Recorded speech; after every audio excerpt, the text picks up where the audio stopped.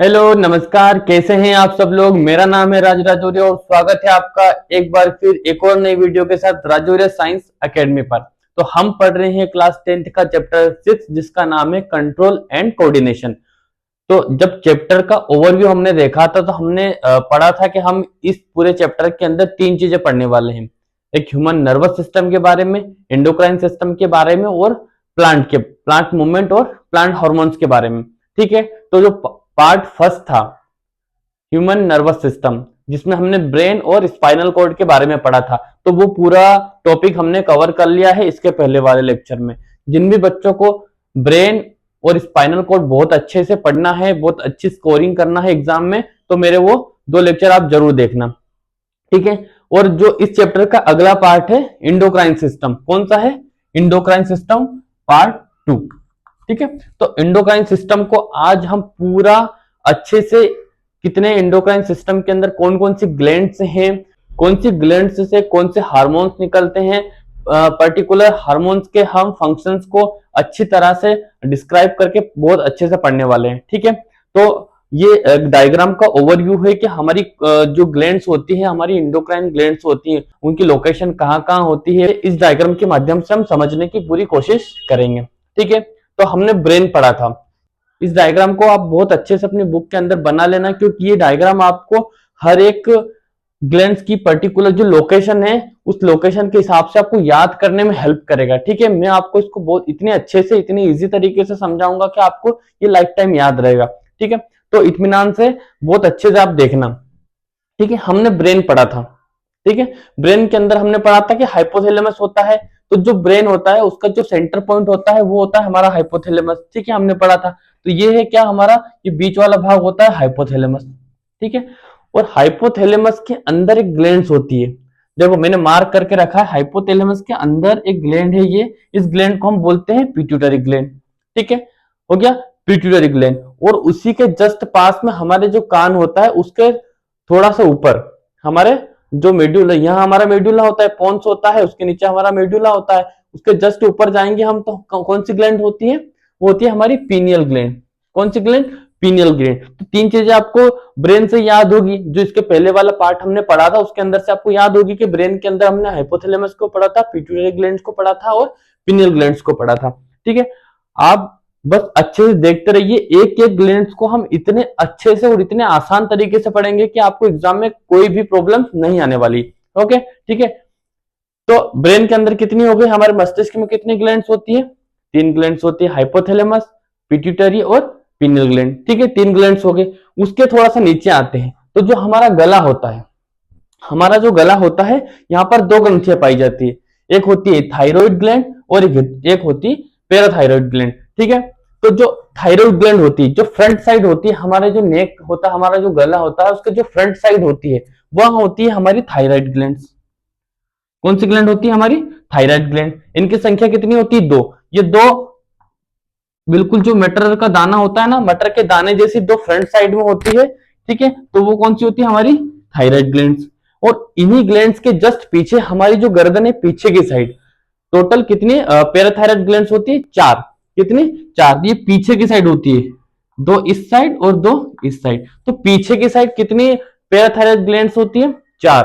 ठीक है, ये होती है हमारी पैराथायराइड ग्लैंड्स। ठीक है, गले में हम आए तो कितनी होती है हमारे पास? टोटल 6 ग्लैंड्स होती है। जो फ्रंट साइड होती है दो, वो हमारी थायराइड ग्लैंड्स होती है, और उसी के पीछे जो जस्ट 4 होती है वो हमारी पैराथायराइड ग्लैंड्स होती है। इनके क्या फंक्शंस होते हैं, इनसे कौन से हार्मोन्स निकलते हैं, वो हम सब आगे लेक्चर में पढ़ने वाले हैं। ठीक है, उससे थोड़ा सा नीचे आते हैं तो जो हमारे चेस्ट आते हैं उसके जस्ट बीचों बीच हमारा जो चेस्ट है इसको हम बोलते हैं स्टर्नम। ठीक है, जो बीच में जो चेस्ट की हड्डी होती है जिससे हमारी रिब्स जुड़ी होती है उसको हम बोलते हैं स्टर्नम। तो स्टर्नम के नीचे एक ग्लैंड होती है हमारी, उसको हम बोलते हैं थाइमस ग्लैंड। कौन सी ग्लैंड होती है? देखना, थाइमस ग्लैंड। ठीक है, हेड हो गया, गला हो गया, चेस्ट हो गया, हमारा छाती हो गई, उसमें होती है हमारी थाइमस ग्लैंड। ठीक है, उससे जस्ट नीचे आते हैं तो हमारा स्टमक पड़ता है, हमारा अमाशय आता है। तो हमारे अमाशय के थोड़ा सा नीचे एक लंबी पत्ते जैसे आकार की इलोंगेटेड एक ग्लैंड होती है, उस ग्लैंड को हम बोलते हैं पेनक्रियास। कौन सी ग्लैंड बोलते हैं? पेनक्रियास ग्लैंड बोलते हैं। ये मैंने मार्क कर रखा है, ये उसका डायग्राम बना रखा है। थाइमस ग्लैंड के नीचे स्टमक आता है, स्टमक उसके नीचे साइड में कौन सी ग्लैंड होती है, हमारी पेनक्रियास ग्लैंड होती है। ठीक है, देख लिया, दिख रहा है आपको। उसके बाद थोड़ा सा और नीचे आते हैं तो हमारी क्या आ जाती है, हमारी किडनी आ जाती है। ये क्या है, ये आपको शेप के बीज के आकार की जो दिख रही होगी, ये होती है हमारी किडनी। क्या होती है, किडनी होती है। ठीक है, तो ये जो किडनी होती है, प्रत्येक किडनी के ऊपर एक उभरा हुआ भाग आपको दिख रहा होगा। ये उभरा हुआ जो भाग होता है, ये होती है हमारी एड्रिनल ग्लैंड। कौन सी ग्लैंड होती है, यहां लिख रखा है मैंने, एड्रिनल ग्लैंड। ठीक है, हमारे ब्रेन के अंदर कितनी होती है, 3। गले में होती है 2, थायराइड ग्लैंड और पैराथायराइड ग्लैंड। ठीक है, नीचे आते हैं स्टर्नम से। स्टर्नम के अंदर कौन सी होती है, स्टर्नम में होती है हमारी थाइमस ग्लैंड। ठीक है, हमारी स्टर्नम से जुड़ी हुई नीचे की साइड रहती है कौन सी, थाइमस ग्लैंड। उसके नीचे आते हैं तो आता है हमारा पेनक्रियास।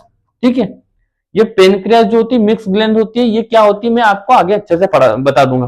ठीक है, उसके नीचे आते तो आती है हमारी किडनी। किडनी के दोनों साइड, दोनों किडनियों के ऊपर उभार होता है, वो जो ग्लैंड लगी होती है वो किडनी के ऊपर होती है, तो उसको हम बोलते हैं एड्रिनल ग्लैंड। कौन सी ग्लैंड, एड्रिनल ग्लैंड। ठीक है, यहां तक आपको समझ में आ गया। आगे देखना, ओवरी और टेस्टिस।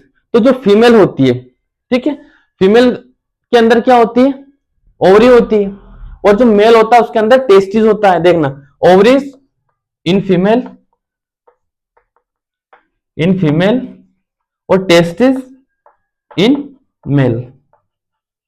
ठीक है, दो चीज याद रखना, ओवरी होती है और टेस्टिस होती है। इन दोनों ग्लैंड्स को एक साथ कहा जाता है क्या, इनको बोलते हैं हम गोनेट्स।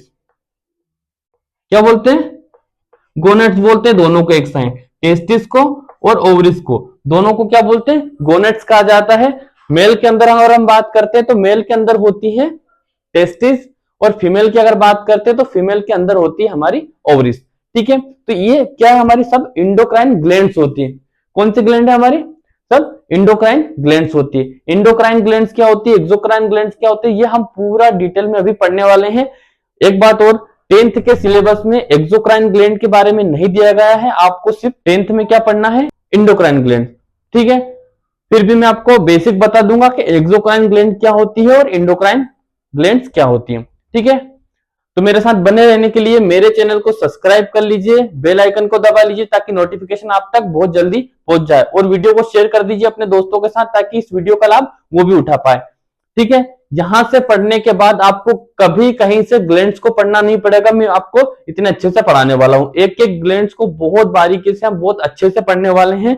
ठीक है, कौन सी ग्लैंड की लोकेशन कहां रहने वाली है, उसके हार्मोन कौन कौन से होते हैं, कौन से हार्मोन का फंक्शन क्या होता है, वो क्या में हेल्प करता है, वो सारी चीजें हम बहुत अच्छे से डिटेल में पढ़ने वाले हैं। ठीक है, ओके।